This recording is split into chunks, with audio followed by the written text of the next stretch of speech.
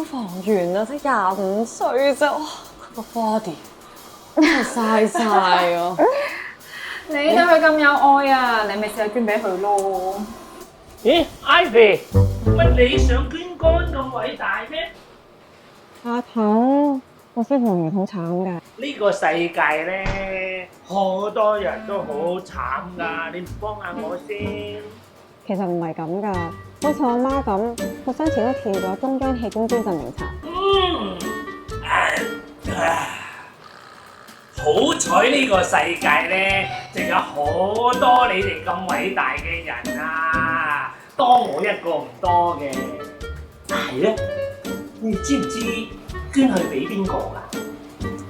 唔知捐俾邊個，慢慢諗下先啦嚇。呢個海鮮鬼，佢講得嘥氣。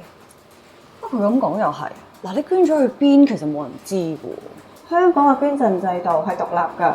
再講，香港亦都有好多人等緊器官捐贈。好似我媽咁，佢之前一直等緊。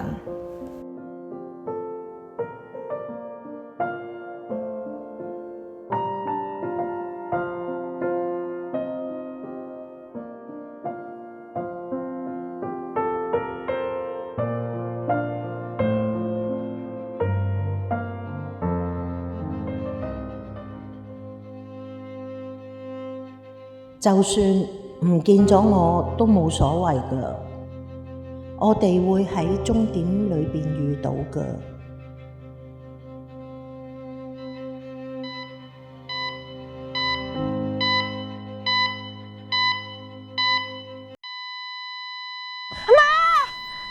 唔好意思，麻煩你出去先。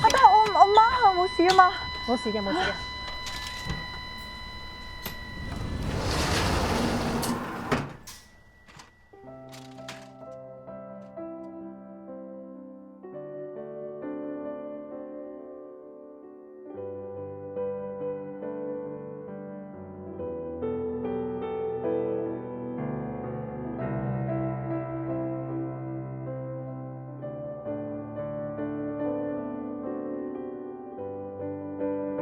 阿 May 啊，辛苦你啦！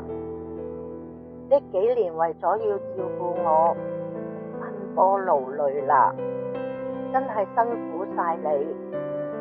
你唔好咁難過啦，你要咧盡快收拾好心情，好好去過你自己嘅人生。可能你睇到呢段片，你會覺得個心好忐忑。點解媽媽你都未醫翻我個病，咁快你就要簽器官捐贈卡？其實喺呢段時間，我諗通咗啦。每個人都會有終點，個個人嘅終點都唔同。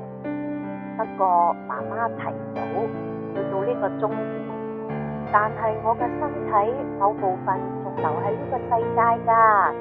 可以幫到其他人添，我仲有我嘅眼角膜呢，仲有我嘅遺體㗎。